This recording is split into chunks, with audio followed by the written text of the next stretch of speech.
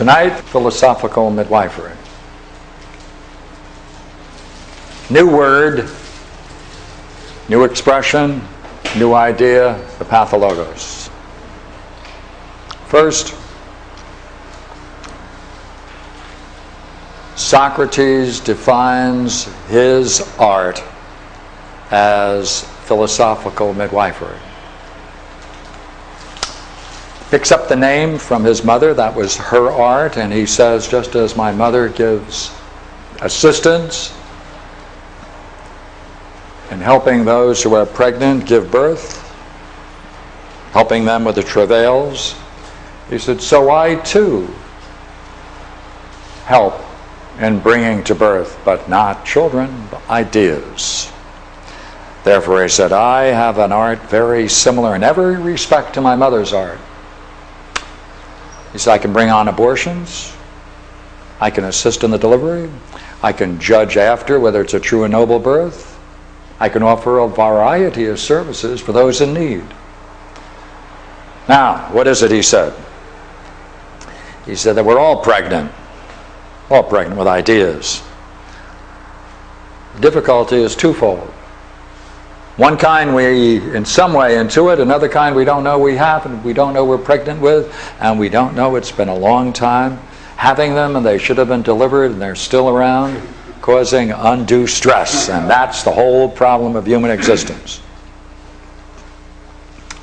Now,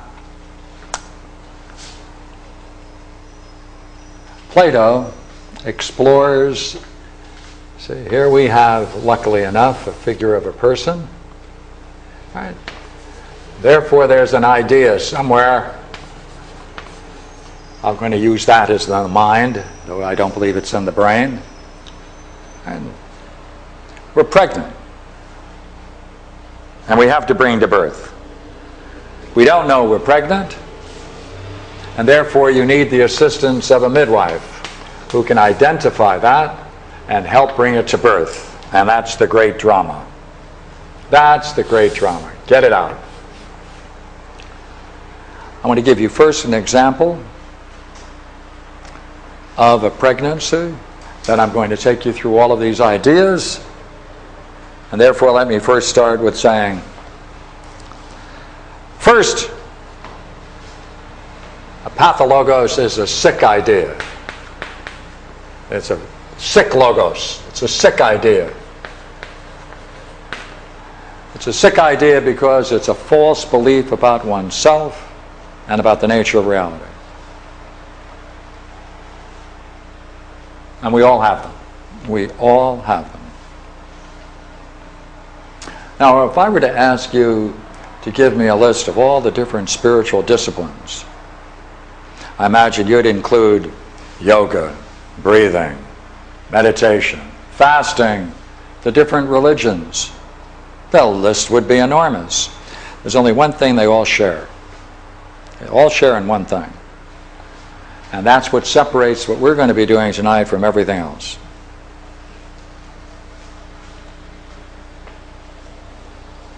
They all agree that the nature of man's difficulties cannot be solved by recourse to reason.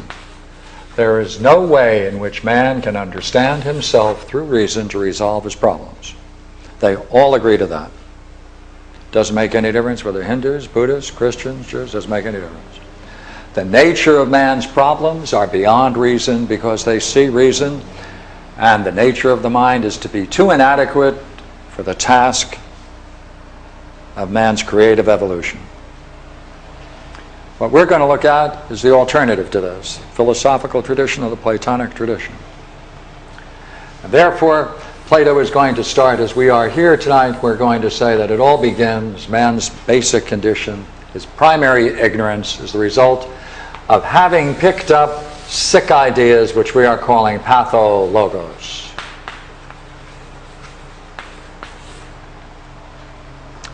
Let me give you one now. Now, what's interesting about it is that you only pick them up when you are in dependent relationships. Dependent relationships. You can't get a new one once you're adult. You can't get a new one. No way you can get a new one. You can only get them as a child, when you're in a dependent relationship. Has nothing at all to do with corporeal punishment, has nothing to do in any way with any kind of violence, has nothing to do with any kind of learning that's brought about by any violence done to the child. It's brought about in an entirely different way. And that way is as creative as anything man has ever done. This whole induction of the Pathologos is extremely creative, and I'm going to try to see if I can make that clear this evening. So therefore, let me give you an example of one. All right. Here you can see here in my little sketch is a couch.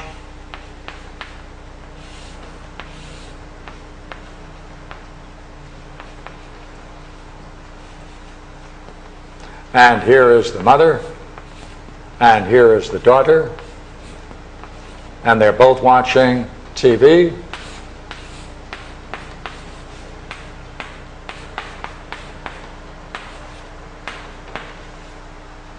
And that's how Pathologos was introduced. How? Really? Yes, really. Let's put in the conditions for it. If the mother, authority, has to be an authority, uses this moment to introduce a Pathologos, then we can see in this simple scene all the dynamics of any transmission of a Pathologos from parent to child. It doesn't have to be their child, but it does have to have a dependent relationship. Dependent relationship at this point means that their continued existence depends upon some party, some person. So let us create the scene. First of all, it has to be unusual. It has to be an unusual exchange or interaction. It has to be unusual exchange or interaction, especially in one respect: no competition.